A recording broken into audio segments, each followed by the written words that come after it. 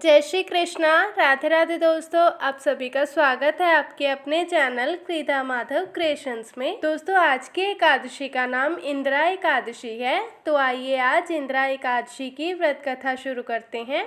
धर्मराज युधिष्ठिर कहने लगे कि हे भगवान, आश्विन कृष्ण एकादशी का क्या नाम है, इसकी विधि तथा फल क्या है, सो कृपा करके कहिए। भगवान श्री कृष्ण कहने लगे कि इस एकादशी का नाम इंदिरा एकादशी है।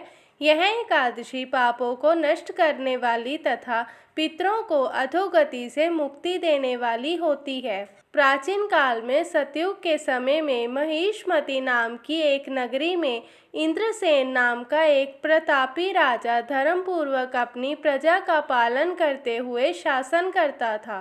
वह राजा पुत्र पौत्र और धन आदि से संपन्न और विष्णु का परम भक्त था। एक दिन जब राजा सुखपूर्वक अपनी सभा में बैठा था तो आकाश मार्ग से महर्षि नारद उतरकर उसकी सभा में आए। राजा उन्हें देखते ही हाथ जोड़कर खड़ा हो गया और विधि पूर्वक आसन व अर्घ दिया। सुख से बैठकर मुनि ने राजा से पूछा कि हे राजन, आपके सातों अंग कुशल पूर्वक तो हैं, तुम्हारी बुद्धि धर्म में और तुम्हारा मन विष्णु भक्ति में तो रहता है। देव ऋषि नारद की ऐसी बातें सुनकर राजा ने कहा, हे महर्षि, आपकी कृपा से मेरे राज्य में सब कुशल है तथा मेरे यहाँ यज्ञ कर्मादि सुकृत हो रहे हैं। आप कृपा करके अपने आगमन का कारण कहिए। तब ऋषि कहने लगे कि हे राजन, आप आश्चर्य देने वाले मेरे वचनों को सुनो। मैं एक समय ब्रह्मलोक से यमलोक को गया। वहाँ श्रद्धा पूर्वक यमराज से पूजित होकर मैंने धर्मशील और सत्यवान धर्मराज की प्रशंसा की। उसी यमराज की सभा में महान ज्ञानी और धर्मात्मा तुम्हारे पिता को एकादशी का व्रत भंग होने के कारण देखा। उन्होंने संदेश दिया, सो मैं तुम्हें कहता हूँ। उन्होंने कहा कि पूर्व जन्म में कोई विघ्न हो जाने के कारण मैं यमराज के निकट रह रहा हूँ।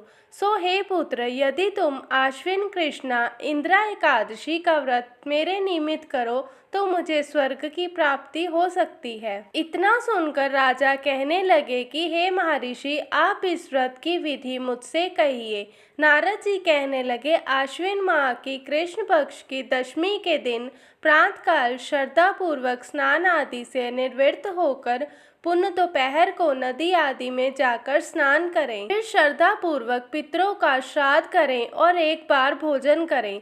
प्रातःकाल होने पर एकादशी के दिन दातुन आदि करके स्नान करें। फिर व्रत के नियमों को भक्ति पूर्वक ग्रहण करता हुआ प्रतिज्ञा करें कि मैं आज संपूर्ण भोगों को त्याग कर निराहार एकादशी का व्रत करूँगा। हे भगवान, हे पुंडरीकाक्ष, मैं आपकी शरण में हूँ, आप मेरी रक्षा कीजिए।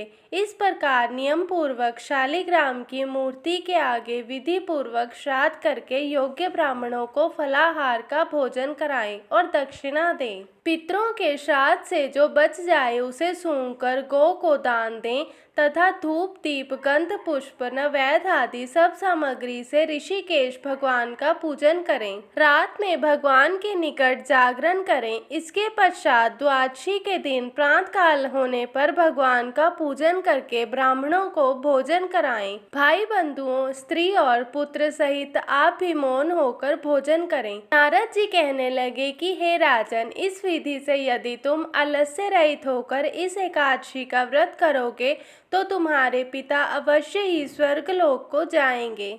इतना कहकर नारद जी अंतर ध्यान हो गए। नारद जी के कथानुसार राजा द्वारा अपने बांधवों तथा दासों सहित व्रत करने से आकाश से पुष्प वर्षा हुई और उस राजा का पिता गरुड़ पर चढ़कर विष्णु लोक को गया। राजा इंद्रसेन भी एकादशी के व्रत के प्रभाव से निष्कंटक राज्य करते अंत में अपने पुत्र को सिंहासन पर बैठाकर स्वर्गलोक को गए। हे युधिष्ठिर, इस इंदिरा एकादशी के व्रत का महात्म्य मैंने तुमसे कहा। इसके पढ़ने और सुनने से मनुष्य सब पापों से छूट जाता है और सब प्रकार के भोगों को भोग कर वैकुंठ को प्राप्त होता है। दोस्तों, आज की एकादशी कथा का विराम यहीं पर होता है। अगली एकादशी की कथा के लिए आप हमारे चैनल को सब्सक्राइब ज़रूर कीजिए और आगे शेयर ज़रूर कीजिए। राधे राधे दोस्तों, टेक केयर।